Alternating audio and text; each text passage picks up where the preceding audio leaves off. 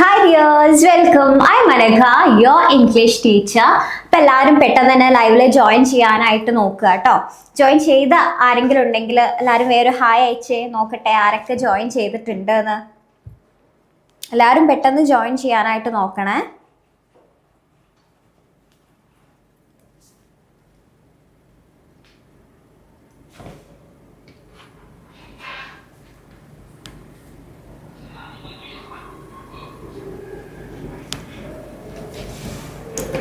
Okay, അപ്പം നമ്മൾ നോക്കാനായിട്ട് പോകുന്നത് ഇന്ത്യൻ റൈറ്റിംഗ് ഇൻ ഇംഗ്ലീഷ് എന്ന പേപ്പറിന്റെ റിവിഷൻ ആണ് അല്ലേ. അപ്പൊ നമുക്ക് എന്ത് ചെയ്യാം, റിവിഷനിലേക്ക് കടക്കാം അല്ലേ. സോ നമ്മുടെ പേപ്പറിന്റെ നെയിം എന്താണ്? ഇന്ത്യൻ റൈറ്റിംഗ് ഇൻ ഇംഗ്ലീഷ് എന്ന് പറഞ്ഞിട്ടുള്ള പേപ്പറാണ് നമ്മൾ ഇന്ന് പഠിക്കാനായിട്ട് പോകുന്നത്. ആ പേപ്പറിന്റെ റിവൈസ് ചെയ്യാനായിട്ട് പോവാണ് അല്ലേ. സോ ഇന്ത്യൻ റൈറ്റിംഗ് ഇൻ ഇംഗ്ലീഷിന്റെ ബ്ലോക്ക് 1 എല്ലാ യൂണിറ്റ്സും നമ്മൾ എന്ത് ചെയ്യുന്നുണ്ട്, ഈ ലൈവില് കവർ ചെയ്യുന്നുണ്ട്. ഓക്കെ, സോ ബ്ലോക്ക് 1 നെയിം എന്താണ്? Socio political and literary background എന്നാണ് നമ്മുടെ block 1 name. Okay, so block 1 unit 1 ആണ് നമ്മൾ ഫസ്റ്റ് തന്നെ നോക്കുന്നത്.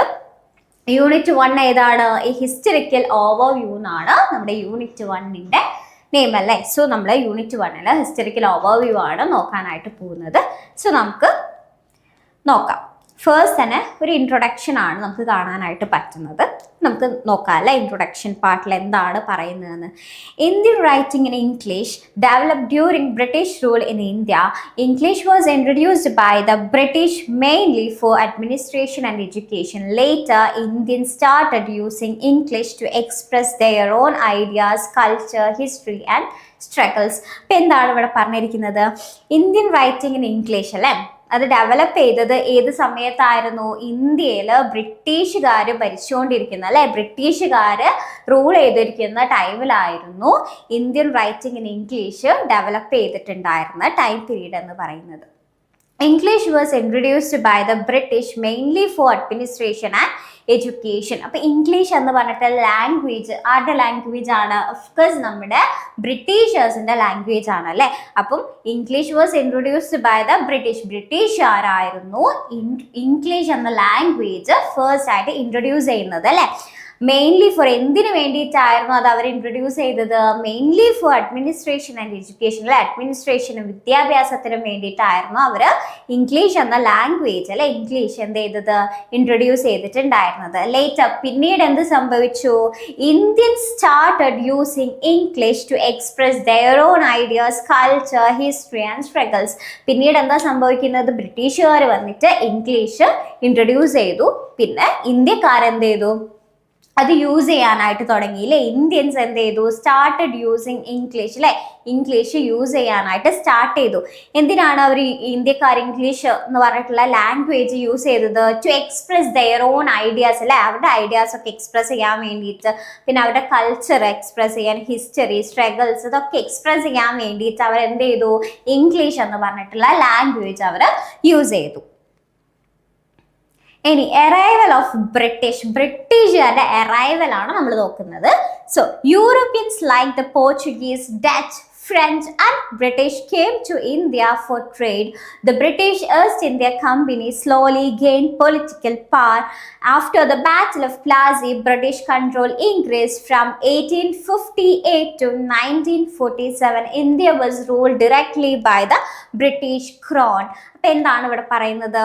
Europeans like the Portuguese, Dutch, French and British അല്ലെ, യൂറോപ്യൻസ് ആയിട്ടുള്ള പോർച്ചുഗീസുകാർ, ഡച്ചുകാർ, ഫ്രഞ്ചുകാർ, അതേപോലെ തന്നെ ബ്രിട്ടീഷേഴ്സ് ഒക്കെ എന്ത് ചെയ്തു? എവിടേക്ക് വന്നു? കെയിം ടു ഇന്ത്യ അല്ലെ, ഇന്ത്യയിലേക്ക് വന്നു. ഇവരെല്ലാവരും കൂടി എന്തിനു വേണ്ടിയിട്ടാണ് വന്നത്? ഫോർ ട്രേഡ് അല്ലെ, കച്ചവടത്തിന് വേണ്ടിയിട്ട് പോർച്ചുഗീസുകാരും ഡച്ചുകാരും ഫ്രഞ്ചുകാരും ബ്രിട്ടീഷുകാരും ഒക്കെ എന്ത് ചെയ്തു? ഇന്ത്യയിലേക്ക് വരികയാണ് ചെയ്യുന്നത് അല്ലെ. The British east India company slowly gained political power. പിന്നെ എന്താ സംഭവിച്ചത്? ബ്രിട്ടീഷ് ഈസ്റ്റ് ഇന്ത്യ കമ്പനി പതിയെ പതിയെ എന്ത് ഗെയിൻ ചെയ്തെടുത്തു? എന്ത് നേടിയെടുത്തു? സ്ലോലി ഗെയിൻ പൊളിറ്റിക്കൽ പവർ അല്ലെ, പൊളിറ്റിക്കൽ പവർ, പൊളിറ്റിക്കൽ അധികാരം അവർ എന്ത് ചെയ്തു? ഗെയിൻ ചെയ്തെടുക്കുക അല്ലെ, അവർ നേടിയെടുത്തു. ആര്? British east India company. After the battle of Plassey അല്ലെ, പ്ലാസി ബാറ്റിലിന് ശേഷം എന്ത് സംഭവിച്ചു? ബ്രിട്ടീഷ് കൺട്രോൾ ഇൻക്രീസ്ഡ് അല്ലെ, ബ്രിട്ടീഷുകാരെ കൺട്രോൾ, ആധിപത്യം എന്ത് ചെയ്തു? കൂടി വന്നു അല്ലെ, ഇൻക്രീസ് ചെയ്യപ്പെട്ടു. From 1858 to 1947, India was ruled directly by the British Crown. അല്ലേ 1852 മുതൽ 1947 വരെ ഇന്ത്യ റൂൾ ചെയ്തത് ആരായിരുന്നു? India was ruled directly by the British crown, അല്ലെ ബ്രിട്ടീഷേഴ്സ് ആയിരുന്നു ഇന്ത്യ റൂൾ ചെയ്തിട്ടുണ്ടായിരുന്നത്. ഇംഗ്ലീഷ് എഡ്യൂക്കേഷൻ ഇൻ ഇന്ത്യയിലെ ഇംഗ്ലീഷ് എഡ്യൂക്കേഷൻ എങ്ങനെയായിരുന്നു ഉണ്ടായിരുന്നത് നോക്കാം. Lord Macaulay supported English education. English became the medium of instruction in schools and colleges. Western literature, science and philosophy became popular. English education created a new educated middle class. ഇപ്പം എന്താ ഇവിടെ പറയുന്നത്? Lord മെക്കാലെ support ചെയ്തു അല്ലേ? എന്തിനെ support ചെയ്തത്? English എഡ്യൂക്കേഷന് അവർ support ചെയ്യുന്നുണ്ട്. അങ്ങനെ English became the medium of instruction ആയി അല്ലേ? ഇവിടെ സ്കൂൾസിലും കോളേജസിലൊക്കെ western literature, science, philosophy become popular. അങ്ങനെ എന്ത് സംഭവിക്കുകയാണ്? വെസ്റ്റേൺ ലിറ്ററേച്ചർ അല്ലേ? നമ്മുടെ വെസ്റ്റേൺസ് ആരാണ്? ബ്രിട്ടീഷുകാർ, പോർച്ചുഗീസ്, ഇവരൊക്കെ വെസ്റ്റേൺ ആണ് അല്ലേ? അപ്പൊ അവരുടെ ലിറ്ററേച്ചർ, സയൻസ്, അതേപോലെ തന്നെ ഫിലോസഫി ഒക്കെ എന്ത് ചെയ്യാൻ തുടങ്ങി? ഇവിടെ പോപ്പുലർ ആവാൻ തുടങ്ങി അല്ലേ? English education created A new educated middle class. അങ്ങനെ ഇംഗ്ലീഷ് എഡ്യൂക്കേഷനിൽ ഇംഗ്ലീഷ് വിദ്യാഭ്യാസം എന്ത് ക്രിയേറ്റ് ചെയ്തു? English education created A new educated middle class. പുതിയ എഡ്യൂക്കേറ്റഡ് മിഡിൽ ക്ലാസ്സിന് എന്ത് ചെയ്തു? ഇംഗ്ലീഷ് എഡ്യൂക്കേഷൻ ഇംഗ്ലീഷ് എഡ്യൂക്കേഷനാൽ ക്രിയേറ്റ് ചെയ്യപ്പെടുകയാണ് ചെയ്യുന്നത് അല്ലേ?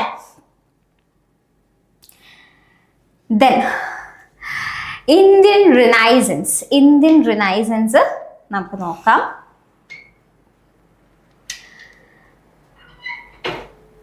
The Indian Renaissance was a period of social and cultural awakening.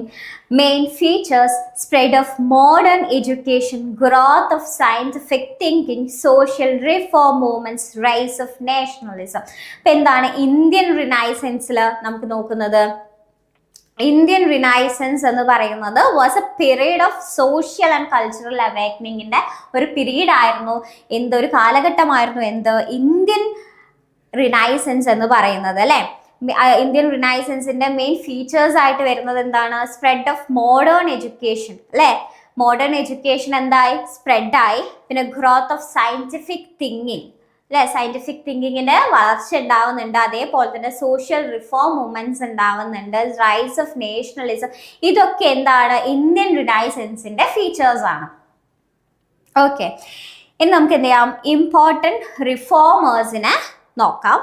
Rajaram Mohan Roy അല്ലെ? ഇമ്പോർട്ടൻറ്റ് റിഫോമർ ആണ് രാജാറാം മോഹൻ റോയ്. ഒപ്പോസ് സതി അല്ലെ? സതി എന്ന് പറഞ്ഞിട്ടുള്ള ഒരു ആക്ട് ഉണ്ടായിരുന്നു അല്ലെ ഇന്ത്യയിൽ. അത് രാജാറാം മോഹൻ റോയ് എന്ത് ചെയ്തിട്ടുണ്ടായിരുന്നു? ഒപ്പോസ് ചെയ്തിട്ടുണ്ടായിരുന്നു. Supported women's rights and widow remarriage. പിന്നെ രാജാറാം മോഹൻ റോയ് എന്തായിരുന്നു സപ്പോർട്ട് ചെയ്തത്? സതീനെ ഒപ്പോസ് ചെയ്യുകയും എന്തിനെ സപ്പോർട്ട് ചെയ്യുകയും ചെയ്തു? വുമൻസ് റൈറ്റ്സ് അല്ലെ? സ്ത്രീകളുടെ അവകാശങ്ങളെ, വിമൻസ് റൈറ്റ്സ് അല്ലെ? സ്ത്രീകളുടെ അവകാശങ്ങളെ അദ്ദേഹം എന്ത് ചെയ്തു? സപ്പോർട്ട് ചെയ്തു. അതേപോലെ തന്നെ വിഡോ റീമാരേജിന് എന്ത് ചെയ്തു? അദ്ദേഹം സപ്പോർട്ട് ചെയ്യുന്നുണ്ട് അല്ലെ? ഫൗണ്ടഡ് ബ്രഹ്മസമാജ്. അദ്ദേഹം രാജാറാം മോഹൻ റോയ് എന്ത് ഫൗണ്ട് ചെയ്തു? ബ്രഹ്മസമാജ് അദ്ദേഹം ഫൗണ്ട് ചെയ്യുന്നുണ്ട് അല്ലെ? യെസ്. ഇനി നമുക്ക് ആരെ നോക്കാം? സ്വാമി വിവേകാനന്ദനെ നോക്കാം. Swami Vivekananda spread Indian spirituality, supported education for all, founded Ramakrishna mission. അപ്പോൾ എന്താണ് സ്വാമി വിവേകാനന്ദൻ എന്തൊക്കെയാണ് അദ്ദേഹത്തിന്റെ കോൺട്രിബ്യൂഷൻസ് എന്തൊക്കെയാണ്? സപ്പോർട്ടഡ് ഇന്ത്യൻ സ്പിരിച്വാലിറ്റീനെ അദ്ദേഹം എന്ത് ചെയ്തിട്ടുണ്ടായിരുന്നു? അനുകൂലിച്ചിട്ടുണ്ടായിരുന്നു അല്ലെ? സപ്പോർട്ട് ചെയ്തിട്ടുണ്ടായിരുന്നു. സപ്പോർട്ടഡ് എഡ്യൂക്കേഷൻ ഫോർ ഓൾ അല്ലെ? എല്ലാവർക്കും വിദ്യാഭ്യാസം വേണം എന്നുള്ളതിൽ അദ്ദേഹം എന്ത് ചെയ്തിട്ടുണ്ടായിരുന്നു? സപ്പോർട്ട് ചെയ്തിട്ടുണ്ടായിരുന്നു അല്ലെ? Founded Ramakrishna mission. അങ്ങനെ അദ്ദേഹം എന്ത് ചെയ്യാണ് ചെയ്യുന്നത്? രാമകൃഷ്ണ മിഷൻ എന്ത് ചെയ്യാണ്? ഫൗണ്ട് ചെയ്യാണ് ചെയ്യുന്നത് അല്ലെ? അതിലൂടെ എല്ലാവർക്കും ഒരുപാട് പേർക്ക് എന്ത് ചെയ്യുന്നുണ്ട്? വിദ്യാഭ്യാസം കിട്ടുന്നുണ്ട് അല്ലെ? ഇനി Jyotiba Phule work for lower caste people and women, started schools for girls അല്ലെ?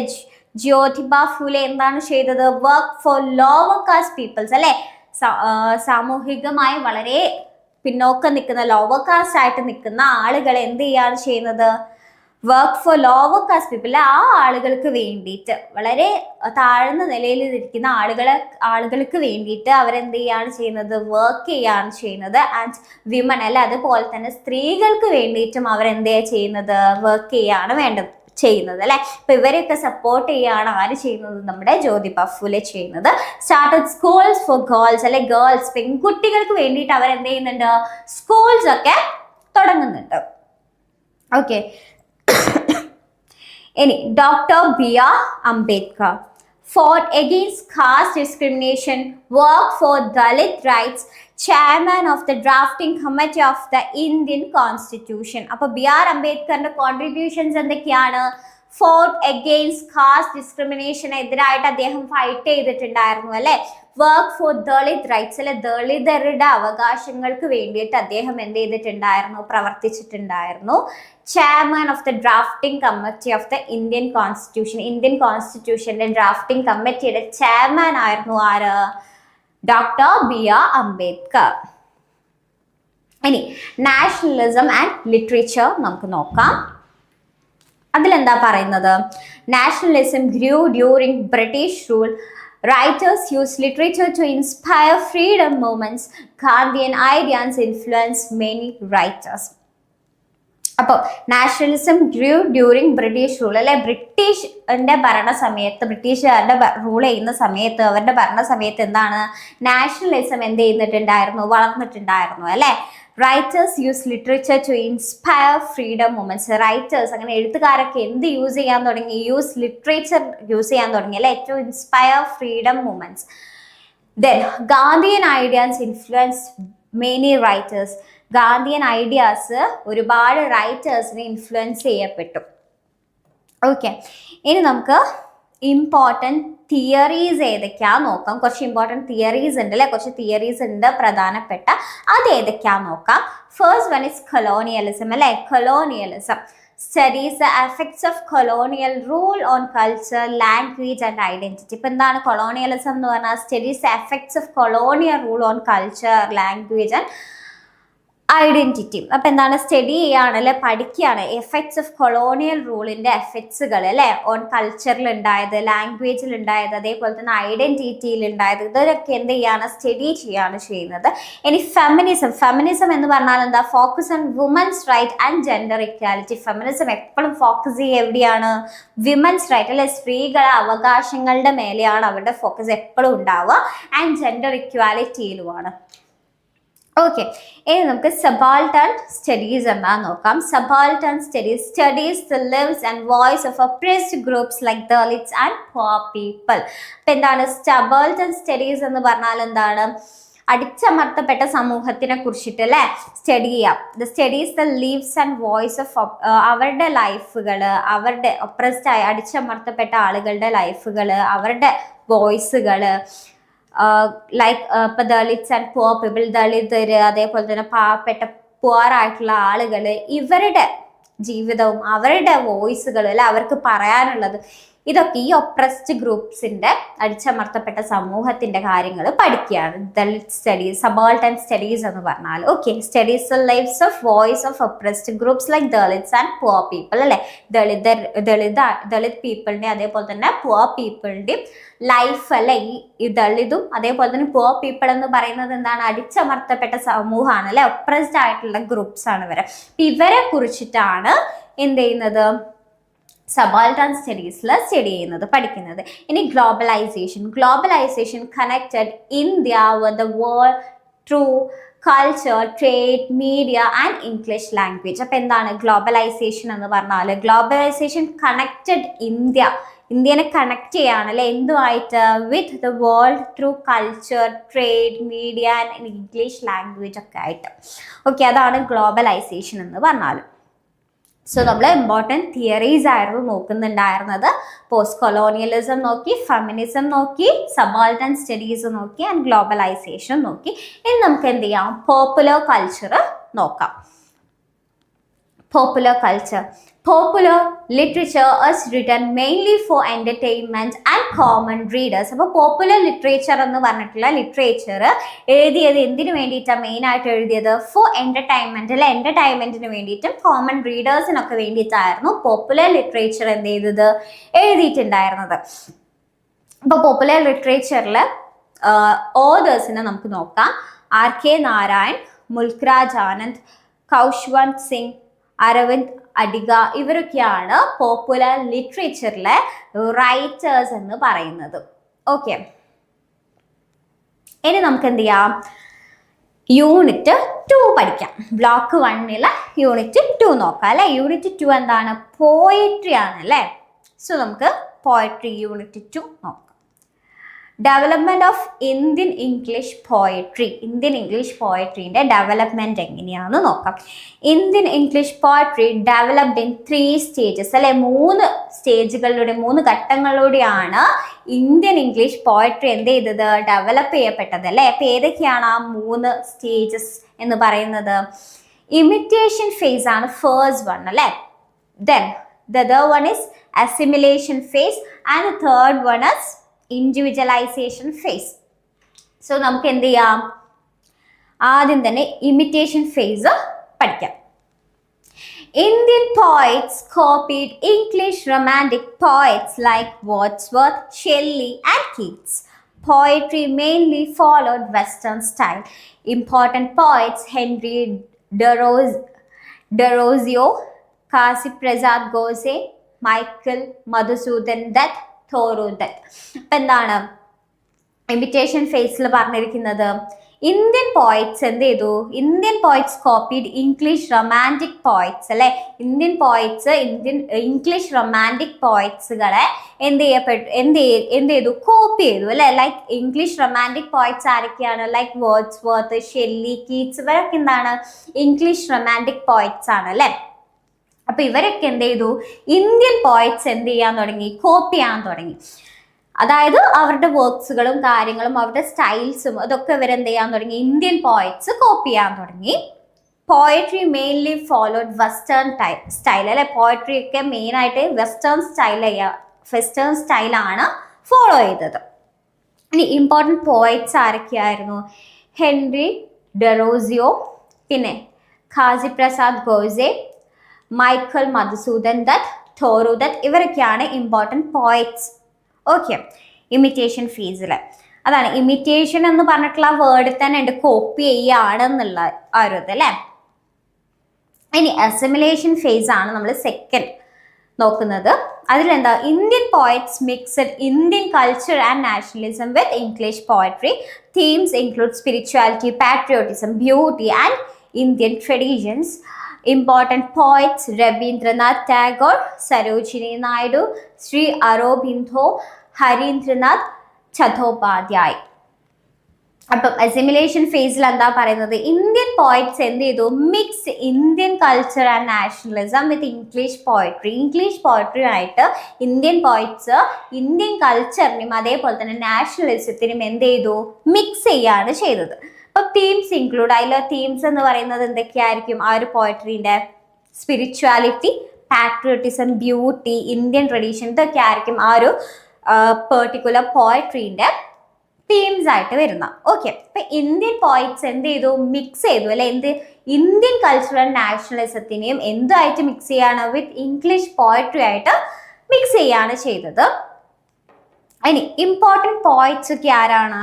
രബീന്ദ്രനാഥ് ടാഗോർ, സരോജിനി നായിഡു, ശ്രീ അരോബിന്ദോ, ഹരീന്ദ്രനാഥ് ചതോപാധ്യായ ഇവരൊക്കെയാണ് ഈ ഒരു ഫേസിൽ ഇമ്പോർട്ടൻ്റ് ആയിട്ടുള്ള പോയിറ്റ്സ്. ഓക്കെ, ഇനി നമ്മൾ ഇൻഡിവിജ്വലൈസേഷൻ ഫേസ് ആണ് നോക്കുന്നത്. After independence poets develop their own modern style. Poetry become realistic, experimental and personal. Important modern poets Nissim Ezekiel, Kamala Das, A.K. Ramanujan, Jayanta Mahapatra, Dom Moraes. അപ്പോൾ ഇൻഡിവിജ്വലൈസേഷൻ ഫേസിൽ ആഫ്റ്റർ ഇൻഡിപെൻഡൻസ് അല്ലെ, സ്വാതന്ത്ര്യം കിട്ടിയതിന് ശേഷം അല്ലെ, സ്വാതന്ത്ര്യത്തിന് ശേഷം എന്താണ്, poets develop their own modern style. Poets എന്ത് ചെയ്യാൻ തുടങ്ങി, അവരുടേതായിട്ടുള്ള സ്വന്തം സ്റ്റൈലുകൾ എന്ത് ചെയ്യാൻ തുടങ്ങി, ഡെവലപ്പ് ചെയ്യാനായിട്ട് തുടങ്ങി. Poetry become realistic. അങ്ങനെ പോയട്രി എന്ത് ചെയ്യാൻ തുടങ്ങി, റിയലിസ്റ്റിക് ആവാൻ തുടങ്ങി, എക്സ്പെരിമെന്റൽ ആവാൻ തുടങ്ങി. അവർ അവരുടേതായിട്ടുള്ള സ്റ്റൈല് ഡെവലപ്പ് ചെയ്യണം. അപ്പോൾ സോ ഓഫ് കോഴ്സ് എന്ത് ചെയ്യപ്പെടും, ഡെഫിനറ്റ്ലി അത് എക്സ്പെരിമെന്റൽ ആവും ആൻഡ് പേഴ്സണലും ആവും അല്ലെ, സോ അവരുടെ സ്വന്തമാണ്. സോ അങ്ങനെ ആഫ്റ്റർ ഇൻഡിപെൻഡൻസ് അല്ലെ, ഇപ്പോഴാണ് ഇൻഡിപെൻഡൻസിന് ശേഷം അല്ലെ, സ്വാതന്ത്ര്യം കിട്ടിയതിന് ശേഷം poets develop their own modern style. അവരുടേതായിട്ടുള്ള അവരുടെ സ്വന്തം മോഡേൺ സ്റ്റൈലുകൾ അവരെന്ത് ചെയ്യാൻ തുടങ്ങി, ഡെവലപ്പ് ചെയ്തെടുക്കാൻ തുടങ്ങി. അങ്ങനെ പോയട്രി എന്ത് ചെയ്യാൻ തുടങ്ങി, റിയലിസ്റ്റിക് ആവാൻ തുടങ്ങി, എക്സ്പെരിമെന്റൽ ആവാൻ തുടങ്ങി, പേഴ്സണൽ ആവാൻ തുടങ്ങി. ഓക്കെ, ഇമ്പോർട്ടൻറ്റ് മോഡേൺ പോയറ്റ്സ് ആരൊക്കെയാണ്, നസീം എസിക്കിയൽ, അതുപോലെ തന്നെ കമലാദാസ്, എ.കെ. രാമാനുജൻ, ജൻ മഹാഭദ്ര, ടോം മൊറീസ്, ഇവരൊക്കെയാണ് ഇൻഡിവിജ്വലൈസേഷൻ ഫേസിൽ ഇമ്പോർട്ടൻ്റ് ആയിട്ട് വരുന്ന പോയറ്റ്സ്, മോഡേൺ പോയറ്റ്സ്. ഓക്കെ, നമുക്ക് എന്ത് ചെയ്യാം, ഇൻഫ്ലുവൻസ് ഓഫ് റൊമാൻറ്റിസിസം എന്താണെന്ന് നോക്കാം. Influence of romanticism. Romanticism focused on emotions, imagination, nature and individual feelings. Indian romantic poets also wrote about nationalism and Indian culture. അപ്പോൾ എന്താണ് ഇൻഫ്ലുവൻസ് ഓഫ് റൊമാൻറ്റിസിസത്തിൽ, romanticism focused on emotions അല്ലെ, romanticism എപ്പോഴും focus ചെയ്യുക എന്തിനു മേലെയാണ്, ഇമോഷൻസിൻ്റെ മേലെയാണ്. പിന്നെ അതേപോലെ തന്നെ ഇമാജിനേഷൻ, പിന്നെ നേച്ചർ, ഇൻഡിവിജ്വൽ ഫീലിങ്സ്, ഇതൊക്കെ എന്താണ് റൊമാൻറ്റിസിസത്തിൻ്റെ മെയിൻ ഫീച്ചേഴ്സ് ആണ് അല്ലേ. അപ്പോൾ റൊമാൻറ്റിസിസം എപ്പോഴും എന്താണ്, ഇതിനൊക്കെ മേലെ ആയിരിക്കും റൊമാൻറ്റിസിസത്തിൻ്റെ ഫോക്കസ് ഉണ്ടാവുക. Indian romantic poets also wrote about nationalism and Indian culture. അങ്ങനെ ഇന്ത്യൻ റൊമാൻറ്റിക് പോയറ്റ്സ് എന്തുകൂടി എഴുതുമായിരുന്നു, ഓൾസോ റോട്ട് അബൌട്ട് നാഷണലിസത്തിനും ഇന്ത്യൻ കൾച്ചറിനെയൊക്കെ കുറിച്ചിട്ട് എഴുതുമായിരുന്നു. ഇനി എപ്പിക് പോയട്രി എന്താണെന്ന് നോക്കാം. Epic poetry. An epic is a long narrative poem about heroic actions and important events. Examples from Indian tradition, Ramayana, Mahabharata etcetera അല്ലെ. അപ്പൊ എന്താണ് എപ്പിക് പോയട്രി എന്ന് പറയുന്നത്? And epic is a long narrative poem. EPIC എന്ന് പറഞ്ഞാൽ എന്താണ്, ഭയങ്കര ലോങ് ആയിട്ടുള്ള നറേറ്റീവ് പോയത്തിനെയാണ് നമ്മൾ എപ്പിക് എന്ന് പറയാം അല്ലെ. And epic is a long narrative poem about എന്തിനെ കുറിച്ചിട്ടാ, heroic actions and important events അല്ലെ. എക്സാമ്പിൾ എന്തൊക്കെയാണ്? എക്സാമ്പിൾ ഫ്രം ഇന്ത്യൻ ട്രഡീഷൻ എന്നുള്ള 2 എക്സാമ്പിൾ ഇവിടെ കൊടുത്തിട്ടുണ്ട്. രാമായണയും മഹാഭാരതവും. രാമായണം എപ്പിക്കാണ്, അതേപോലെ തന്നെ മഹാഭാരതം എന്നാണ് എപ്പിക്കായിട്ടുള്ള വർക്കാണ് അല്ലേ. അപ്പം അതാണ്. നമുക്ക് ലിറിക് പോയട്രി നോക്കാം. Lyric poems express personal emotions and feelings. They are musical and emotional. അപ്പം എന്താണ് ലിറിക് പോയട്രിയിൽ ലിറിക് പോംസ് എക്സ്പ്രസ് ചെയ്യുക എന്താണ്, പേഴ്സണൽ ഇമോഷൻസും അതേപോലെ തന്നെ ഫീലിങ്സും ഒക്കെയാണ് ലിറിക് പോംസ് എന്ത് ചെയ്യുക, എപ്പോഴും എക്സ്പ്രസ് ചെയ്യുക. ദേ ആർ എന്താണ്, അതെപ്പോഴും എന്താണ്, മ്യൂസിക്കലും ആണ്, അതുപോലെ തന്നെ ഇമോഷണലും ആണ്. ഇനി Sonet. A sonnet is a 14-line poem. It usually deals with love, beauty or philosophy. ഇപ്പൊ സോണറ്റ് എന്ന് പറഞ്ഞാൽ എന്താണ്? സോണറ്റ് എന്ന് പറഞ്ഞാൽ 14 ലൈൻ്റെ പോയത്തിനെയാണ് നമ്മൾ സോണറ്റ് എന്ന് പറയാ അല്ലെ. It usually deals with love, beauty or philosophy. ഇതൊക്കെയാണ് യൂഷ്വലി സോണറ്റിൽ ഉണ്ടാവുക. Okay,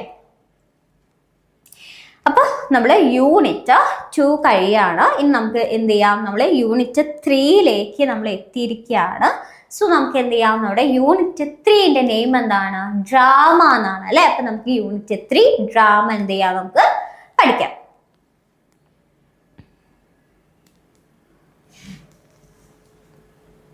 Indian drama started from the time of Rig Veda. Early Indian drama included dialogue, songs, music, masks, riddles, and stories. Drama later developed into a major form of literature and entertainment in India. അപ്പോൾ എന്താണ്, Indian drama started from the time of Rigveda അല്ലെ. Indian drama start ചെയ്ത സമയം എന്ന് പറയുന്നത് started from the time of ഋഗ്വേദയാണ്. Early Indian drama ഏതൊക്കെയായിരുന്നു? Early Indian ഡ്രാമയിൽ മുൻകാലത്ത് ഉണ്ടായിരിക്കുന്ന അല്ലെ കുറച്ച് മുന്നേ ഉണ്ടായിരുന്ന ഏർലി ആയിട്ടുണ്ടായിരുന്ന ഡ്രാമയിൽ എന്തൊക്കെ ഇൻക്ലൂഡഡ് ആണ്? ഡയലോഗ്സ് ഉണ്ടാവും, സോങ്സ്, മ്യൂസിക്, മാസ്കുകൾ ഉണ്ടാവും, റിഡൽസ് ഉണ്ടാവും, അതേപോലെ തന്നെ സ്റ്റോറീസ്, ഇതൊക്കെ ഇൻക്ലൂഡഡ് ആണ് ഏർലി ഇന്ത്യൻ ഡ്രാമയിൽ. Okay. Drama later develop into a major form of literature. അങ്ങനെ ഡ്രാമ എന്ത് ചെയ്തു? പിന്നീട് drama later developed into a major form of ലിറ്ററേച്ചറായി ആൻഡ് എൻ്റർടൈൻമെൻറ്റുമായി. എവിടെ? ഇന്ത്യയിൽ. അങ്ങനെ drama later develop into a major form of literature and entertainment in India. Drama പിന്നീട് ഇന്ത്യയിൽ ഒരു ലിറ്ററേച്ചർ എൻ്റർടൈൻമെൻറ്റ് ഫോമിലേക്ക് ഡെവലപ്പ് ചെയ്യപ്പെട്ടു. അതാണ് ഡ്രാമ ലേറ്റർ ഡെവലപ്പ് ചെയ്യപ്പെട്ടു into a major form of literature entertainment. എവിടെയാണ്? ഇൻ ഇന്ത്യയിൽ. Drama means the presentation of stories through actions and dialogues on stage. It can be performed in theaters, radio or films. A person who writes drama is called a playwright. Drama is important because it shares messages and ideas with society. എന്താണ്? Drama means the presentation of stories അല്ലെ. Drama എന്ന് പറഞ്ഞാൽ എന്താണ്? Presentation of stories ആണ് അല്ലെ. ഒരു കഥ അങ്ങനെ പ്രസൻറ്റ് ചെയ്യുകയാണ് ചെയ്യുക. അതിനെയാണ് നമ്മൾ ഡ്രാമ എന്ന് പറയുക അല്ലെ. Through action. എന്തിലൂടെയാണ് ഈ കഥ പ്രസൻറ്റ് ചെയ്യുക? ആക്ഷൻസ് ഉണ്ടാവും, അതിൽ ഡയലോഗ്സ് ഉണ്ടാവും അല്ലെ. ഓൺ സ്റ്റേജ് അല്ലെ. സ്റ്റേജിൽ വെച്ചിട്ട്. It can be preferred in theaters, radio or films. Okay. A person who writes drama. Drama എഴുതുന്ന ആളുകളെ നമ്മൾ എന്താ പറയാ? Called playwright അല്ലെ. playwright എന്നാണ് ഡ്രാമ എഴുതുന്ന ആളുകളെ പറയാം. Drama is important because it shares messages and ideas with society. അപ്പോൾ ഡ്രാമ എന്താണ്? ഭയങ്കര ഇമ്പോർട്ടൻ്റ് ആയിട്ടുള്ള കാര്യമാണ് അല്ലേ. കാരണം എന്താണ്? ബിക്കോസ് ഇറ്റ് ഷെയർസ് മെസ്സേജസ് ഒക്കെ ഷെയർ ചെയ്യും ആൻഡ് ഐഡിയാസ് ഒക്കെ ഷെയർ ചെയ്യും വിത്ത് സൊസൈറ്റി അല്ലെ. സൊസൈറ്റി ആയിട്ട്. സോ ഡ്രാമ എന്താണ്? ഇമ്പോർട്ടൻ്റ് ആണ്. Then Indian drama was mainly influenced by Greek theatre, Western theatre. And Indian drama mainly influence ചെയ്തത് എങ്ങനെയാണ്? ഗ്രീക്ക് തിയേറ്ററും വെസ്റ്റേൺ തിയേറ്ററും ആണ് അല്ലേ. Indian drama was mainly influenced by. Indian ഡ്രാമേനെ എന്താണ് മെയിനായിട്ട് ഇൻഫ്ലുവൻസ് ചെയ്തത്? ഗ്രീക്ക് തിയേറ്ററും അതുപോലെ തന്നെ വെസ്റ്റേൺ തിയേറ്ററും ആണ് ഇൻഫ്ലുവൻസ് ചെയ്തിട്ടുണ്ടായിരുന്നത്. ഓക്കെ. ഇനി നമുക്ക് എന്ത് ചെയ്യാം? ഇന്ത്യൻ ക്ലാസിക്കൽ തിയേറ്റർ നോക്കാം. Indian classical theatre. Indian classical theatre is a very old and rich. Bharadamuni wrote the famous book Natya Shastra, which is called the Holy Book of Indian Theatre. It explains acting, emotions, dance, music and stage performance. അപ്പോൾ എന്താ അതിൽ പറഞ്ഞ Indian classical theatre എന്ന് പറയുന്നതിൽ തന്നെ ഉണ്ട് അല്ലേ. നമ്മുടെ ഭരതമുനിയും അതുപോലെ തന്നെ നാട്യശാസ്ത്രമൊക്കെ ക്ലാസിക്കലാണ് അല്ലേ. അപ്പം ഇന്ത്യൻ ക്ലാസിക്കൽ തിയേറ്റർ എന്ന് പറഞ്ഞാൽ it's very old and rich അല്ലേ. ഒരുപാട് പഴക്കമുള്ളതാണ്, അതുപോലെ തന്നെ ഭയങ്കര റിച്ച് ആണ് അല്ലേ അത്. കാരണം എന്താണ്? അതിൽ ആരൊക്കെയാണുള്ളത്? ഭരതമുനിയൊക്കെയാണ് അല്ലേ. Bharatamuni wrote the famous book. Bharatamuni ഒരു ഫേമസ് ആയിട്ടുള്ള ബുക്ക് എഴുതിയിട്ടുണ്ട്. എന്താ ബുക്കിന്റെ പേര്? നാട്യശാസ്ത്ര എന്നാണ് അല്ലേ. വിച്ച് ഇസ് കോൾഡ്, അതിന് എന്താണ് പറയാ? Which is called holy book of Indian theatre. Indian തിയേറ്ററിന്റെ ഹോളി ബുക്ക് എന്നാണ് നാട്യശാസ്ത്രേനെ പറയാ അല്ലേ. ഇറ്റ് എക്സ്പ്ലെയിൻസ് അല്ലെ. എന്താ എക്സ്പ്ലെയിൻ ചെയ്യുന്നത്? എന്താണ് പറയുന്നത്? Acting, emotions, dance, music, stage performance ഈ തുടങ്ങിയ കാര്യങ്ങളൊക്കെയാണ് നാട്യശാസ്ത്രയിൽ എക്സ്പ്ലെയിൻ ചെയ്യുന്നത്. ഓക്കെ. ഇനി നമുക്ക് എന്ത് ചെയ്യാം? ഇമ്പോർട്ടൻറ്റ് സാൻസ്ക്രിറ്റ് പ്ലേ റൈറ്റ്സിനെ നോക്കാം. ആരൊക്കെയാണ്? ഭാസ, അസ്വ, ഘോസ, ഇവരാണ് play rights, Sanskrit play rights അല്ലേ. ഇനി ഇമ്പോർട്ടൻറ്റ് സാൻസ്ക്രിറ്റ് പ്ലേസ് ഏതൊക്കെയാണ്? ഉരു, ഭംഗ, കർണ, ഭാരം, ഇതൊക്കെയാണ് സാൻസ്ക്രിറ്റ് പ്ലേസ് ഇമ്പോർട്ടൻ്റ് ആയിട്ടുള്ള. ഇനി growth of modern Indian drama. Modern Indian ഡ്രാമേൻ്റെ ഗ്രോത്ത് എങ്ങനെയായിരുന്നു നോക്കാം. Modern Indian theatre grew during British rule. Theatres were built in cities like Kolkata, Mumbai, Madras. English education introduced Indian people to Western drama, especially Shakespeare. At the same time, Sanskrit drama was translated into regional languages. അപ്പൊ എന്താ അവിടെ പറയുന്നത്? Growth of modern Indian ഡ്രാമയില് എന്താ പറയുന്നത്? Modern Indian theatre grew during British rule അല്ലെ. Modern Indian theatre എപ്പോഴായിരുന്നു വളർന്നുകൊണ്ടിട്ടുണ്ടായിരുന്നത്? ഡ്യൂറിങ് ബ്രിട്ടീഷ് റൂൾ അല്ലെ. ബ്രിട്ടീഷ് റൂളിന്റെ സമയത്തായിരുന്നു, ബ്രിട്ടീഷുകാർ റൂൾ ചെയ്തുകൊണ്ടിരിക്കുന്ന സമയത്തായിരുന്നു അതിന്റെ ഒരു വളർച്ച ഉണ്ടായത്. എന്തിന്റെ? മോഡേൺ ഇന്ത്യൻ തിയേറ്ററിന്റെ. Theatres were build in cities അല്ലെ. തിയേറ്റേഴ്സ് സിറ്റീസ് ആയിട്ടുള്ള കൊൽക്കത്തയിലും മുംബൈയിലും മദ്രാസിലൊക്കെ എന്ത് ചെയ്യാൻ തുടങ്ങി? ബിൽഡ് ചെയ്യാനായിട്ട് തുടങ്ങി അല്ലെ. Theatres were build in cities like Kolkata, Mumbai, Madras. English education introduce Indian people to western drama. അപ്പം എന്താണ്? English education introduce Indian people to western drama, especially Shakespeare. At the same time, ആ സമയത്ത് എന്താണ്? Sanskrit drama was translated to regional ലാംഗ്വേജസിലൊക്കെ translate ചെയ്യാനായിട്ട് തുടങ്ങി. Sanskrit drama was translated into regional languages. ഇനി early Indian English playwrights ആരൊക്കെയാണ്, എന്തൊക്കെയാണെന്ന് നോക്കാം. Early Indian English play rights. Important early playwrights were Krishna Mohan Banerjee, Michael Madhusudan Dutt, Rabindranath Tagore, Sri Aurobindo, Harindranath Chattopadhyay, T.P. Kailasam. ഇവരൊക്കെയാണ് early Indian English playwrights എന്ന് പറയുന്നത്. Important early playwrights ആണ് ഇവരൊക്കെ. ആരൊക്കെയാണ്? Krishnamohan Banerjee, Michael Madhusudan Dutt, Rabindranath Tagore, Sri Aurobindo, Harindranath Chattopadhyay, T.P. Kailasam, ഇവരൊക്കെ. ഇനി important plays ഏതൊക്കെയായിരുന്നു? The persecuted, this is called civilization. ഇതൊക്കെയാണ് ഇമ്പോർട്ടൻ്റ് ആയിട്ടുള്ള പ്ലേസ്. ഇനി features of Indian drama. Indian ഡ്രാമേൻ്റെ ഫീച്ചേഴ്സ് എന്തൊക്കെയാണെന്ന് നോക്കാം.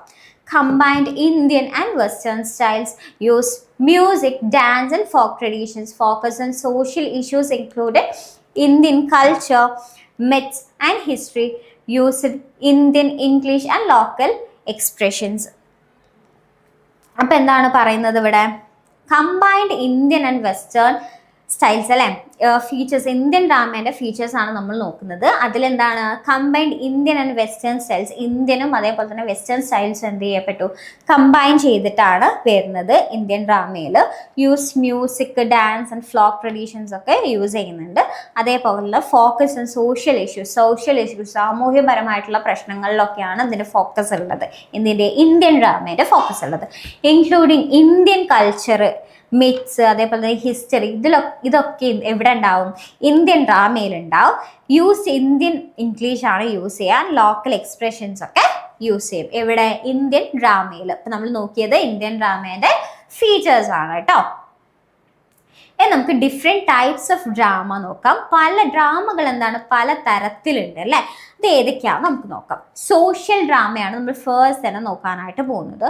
Social drama talks about social problems like caste discrimination, dowry, environmental issues, inequality. It creates awareness in society. അപ്പോൾ social ഡ്രാമയിൽ എന്താ പറയുന്നത്? Social drama talks about social problems അല്ലെ.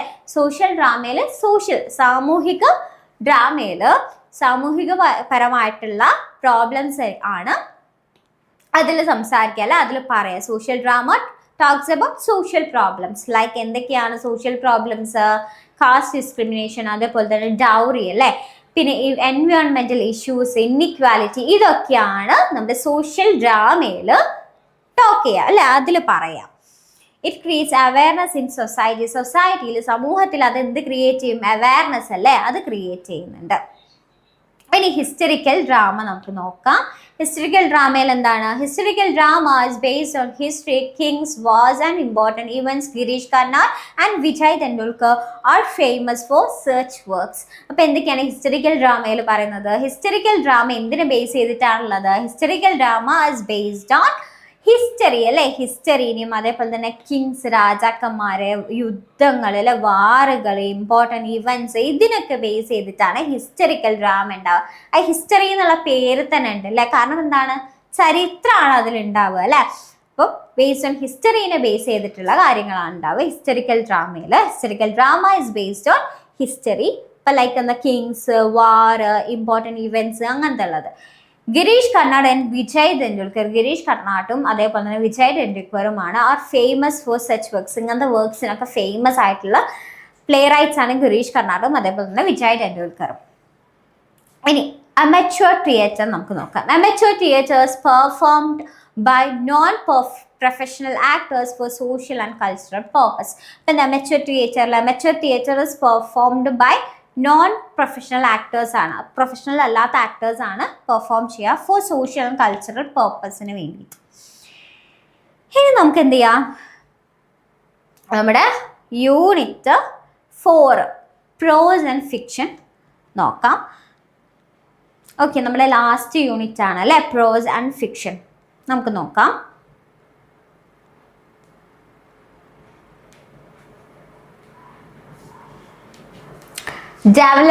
Development of Indian English prose. Indian English prose in the development.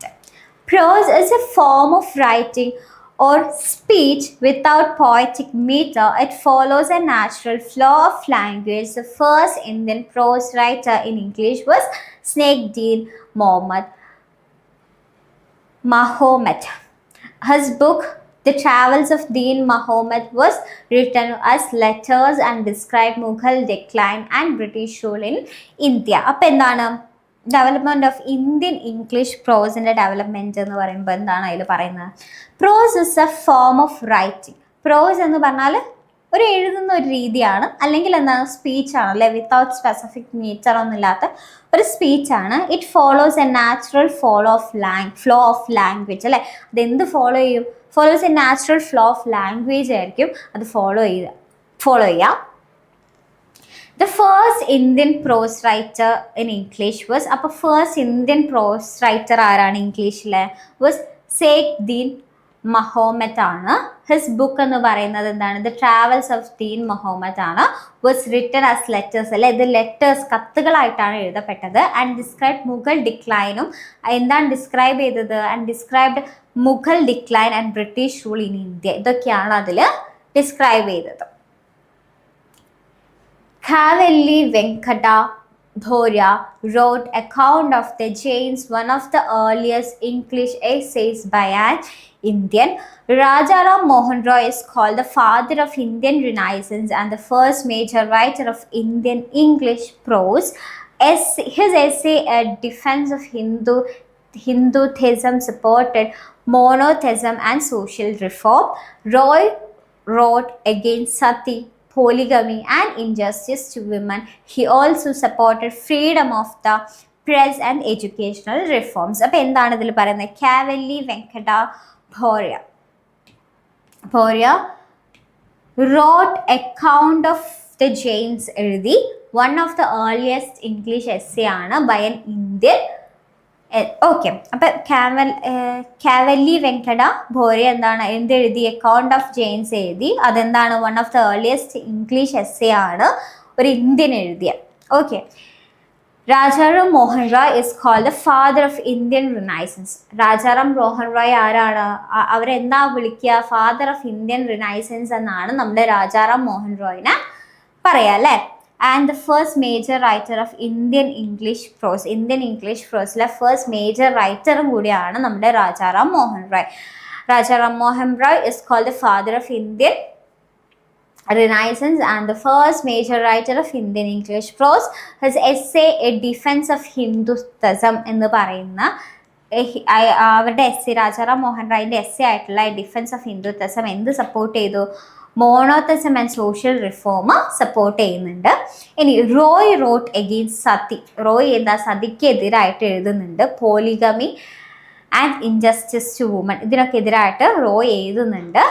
He also supported freedom of the press. Freedom of the പ്രസ്സും educational reforms ഒക്കെ ആയിരുന്നു അദ്ദേഹം എന്ത് ചെയ്തിട്ടുണ്ടായിരുന്നത്? സപ്പോർട്ട് ചെയ്തിട്ടുണ്ടായിരുന്നത്. Early Indian English prose mainly focused on religion, society, politics and reform. It was called literature of knowledge. Writers tried to combine Eastern and Western ideas, spread modern thinking in society.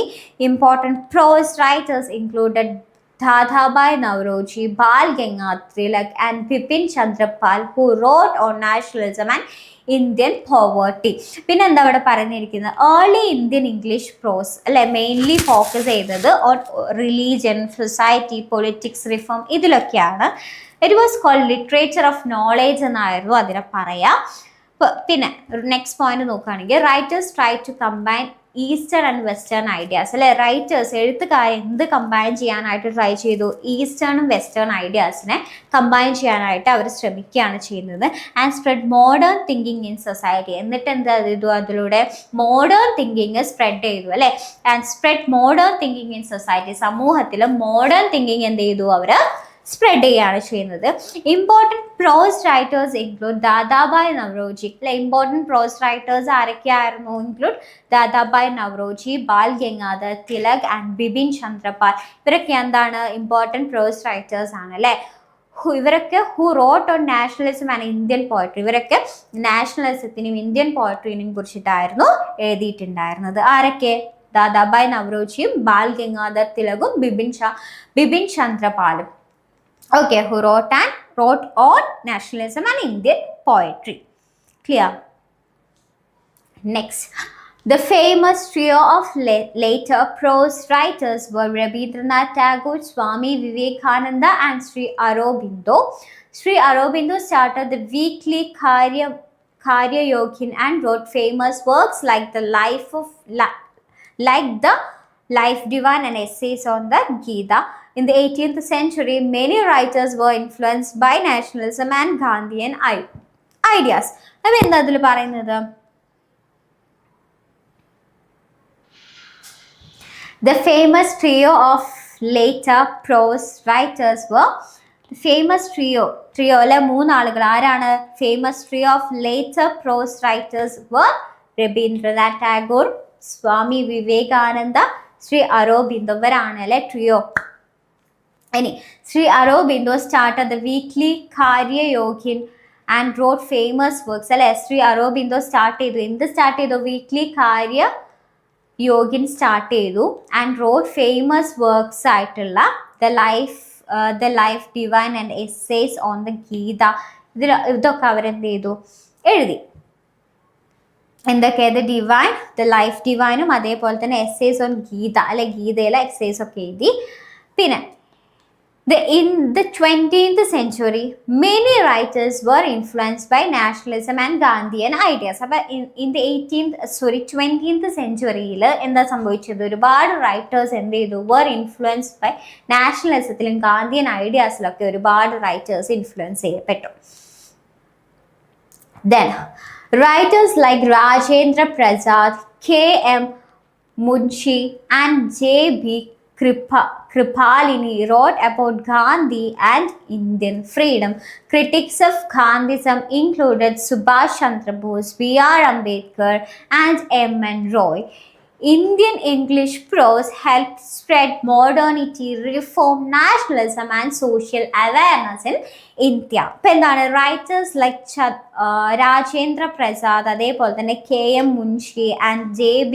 Kripalani, ഇവരൊക്കെ എന്തെഴുതി, ആരെക്കുറിച്ച് എഴുതി, wrote about Gandhi and Indian freedom അല്ലെ. ഗാന്ധിനെ കുറിച്ച് അതേപോലെ തന്നെ Indian ഫ്രീഡത്തിനെ കുറിച്ചിട്ടും എന്ത് ചെയ്തു, ഈ റൈറ്റേഴ്സൊക്കെ എഴുതി. റൈറ്റേഴ്സ് ലൈക്ക് ആരൊക്കെയാണ്, രാജേന്ദ്ര പ്രസാദ്, K.M. മുൻഷി, J.B. കൃപാലിനി, ഇവരൊക്കെ റോട്ട് അബൌട്ട് ആരെക്കുറിച്ച് എഴുതി, ഇന്ത്യൻ ഫ്രീഡത്തിനെ കുറിച്ചിട്ടൊക്കെ എഴുതി.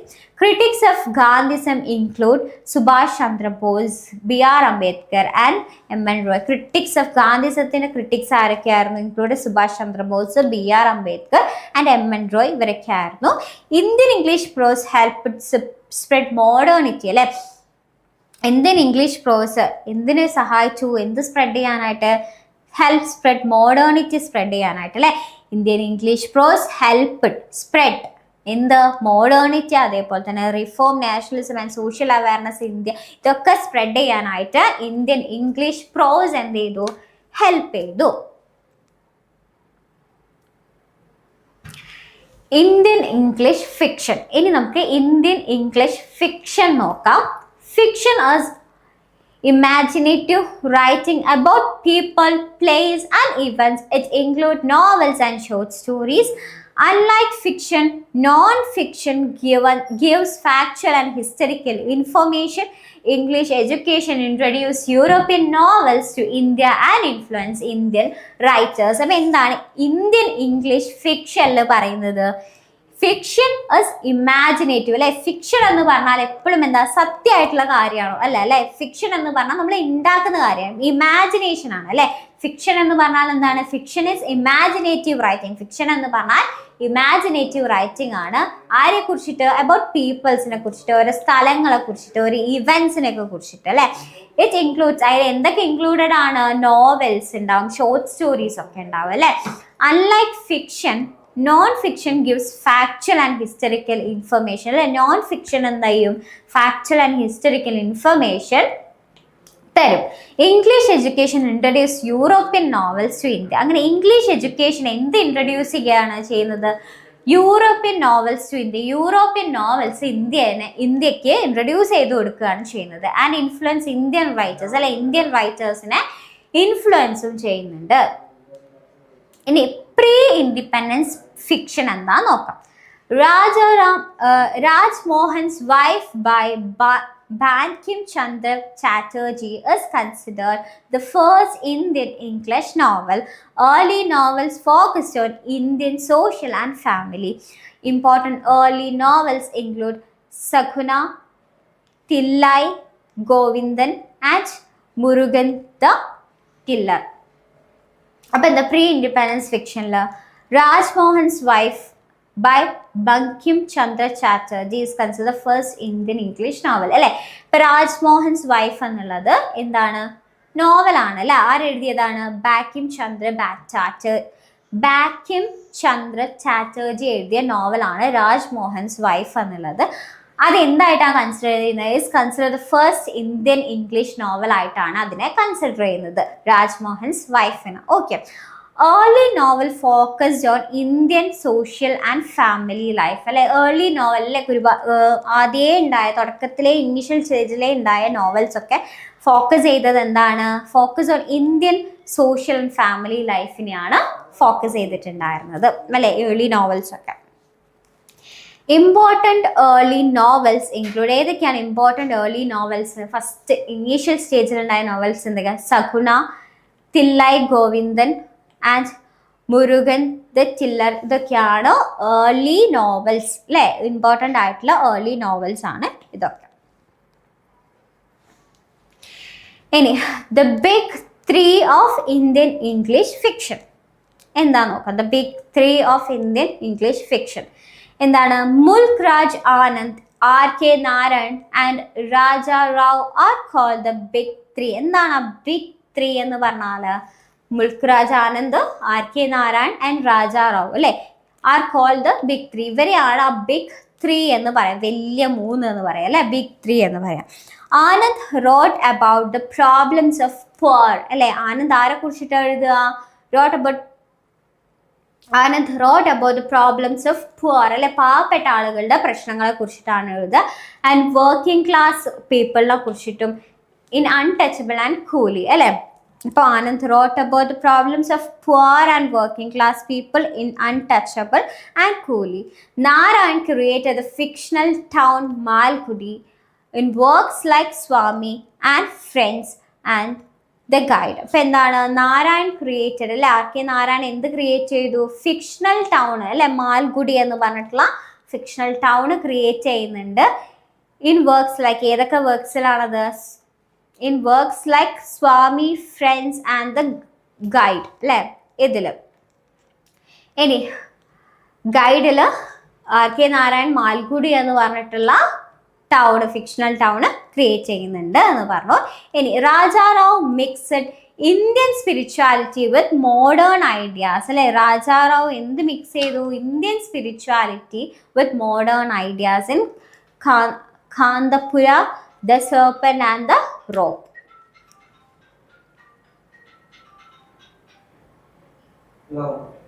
ഇനി സെക്കൻഡ് ഫേസ് റൈറ്റേഴ്സിനെ കുറിച്ചിട്ട് നമുക്ക് നോക്കാം. Writers discuss partition, politics, feminism, alienation, and East-West conflicts. Khushwant Singh wrote Train to Pakistan about partition. Kamala Markandia focused on the urban poor in handful of rice. Anita Desai wrote about women's identity and loneliness in Cry, The Peacock, and Clear Light of Day. അപ്പോൾ second phase റൈറ്റേഴ്സിൽ എന്താണ്? Writers discuss partition അല്ലേ? Writers എന്ത് discuss ചെയ്തു? Partition അല്ലെ, വിഭജനം, അത് politics അല്ലേ, പിന്നെ feminism, alienation, east west conflict, ഇതൊക്കെയാണ് ഡിസ്കസ് ചെയ്തത് റൈറ്റേഴ്സ്. ഇനി Khushwant Singh wrote Train to Pakistan. Khushwant Singh എന്ത് എഴുതി?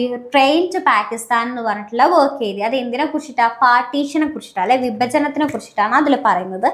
Kamala Markandaya focus on the, Kamala Markandaya എന്തിലായിരുന്നു ഫോക്കസ് ചെയ്തത്? On the urban poor in a handful of rice. Then Anita Desai wrote about women's identity and loneliness in Cry അല്ലെ, ക്രൈയില അനിത ദേശായി വുമൻ്റെ ഐഡൻറ്റിറ്റിയും ലോൺലിനെസ്സും ആയിരുന്നു എഴുതിയത്. The peacock and clear light of day. Anita Desai wrote about women's ഐഡൻറ്റിറ്റിനെ കുറിച്ചിട്ടും ലോൺലിനെസ്സിനൊക്കെ കുറിച്ചിട്ടാണ് എഴുതിയത്. ആരെഴുതിയത്? അനിത ദേശായി എഴുതിയത്. In cry, the peacock and clear light of the ഡേയിലൊക്കെ. ഓക്കെ. ഇനി third phase writers. Writers like Salman Rushdie, Vikram Seth, and Amitav Ghosh brought new styles to Indian fiction. Rushdie's Midnight Children retold Indian history a creative way. Shashi Tharoor used parody in the great Indian novel. അപ്പം എന്താ വരുന്നത്? Third phase writers ആയിട്ടുള്ള Salman Rushdie, Vikram Seth, Amitav Ghosh ഒക്കെ എന്ത് boat ചെയ്തു? New styles കൊണ്ടുവന്നു അല്ലേ to Indian ഫിക്ഷനിൽ. ഇനി റുഷ്ടീസ് മിഡ് നൈറ്റ് ചിൽഡ്രൻ അല്ലേ, സൽമാൻ റുഷ്ടിയുടെ ബോക്കാണ് മിഡ് നൈറ്റ് ചിൽഡ്രൻ അല്ലേ. അത് റീടോൾഡ് എന്ത് ചെയ്തു? റീടോൾഡ് ഇന്ത്യൻ ഹിസ്റ്ററിനെ ക്രിയേറ്റീവ് വേ അല്ലെ, ഇന്ത്യൻ ഹിസ്റ്ററി, ഇന്ത്യൻ്റെ ചരിത്രം ഒരു ക്രിയേറ്റീവ് വേയിൽ റീടോൾഡ് ചെയ്യുകയാണ് ചെയ്യുന്നത് അതിലൂടെ. Shashi Tharoor used parody use ചെയ്തു അല്ലെ, the great Indian നോവലില്.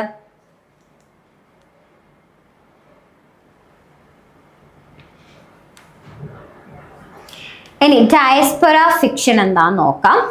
Diaspora writers wrote about migration, identity and life outside India.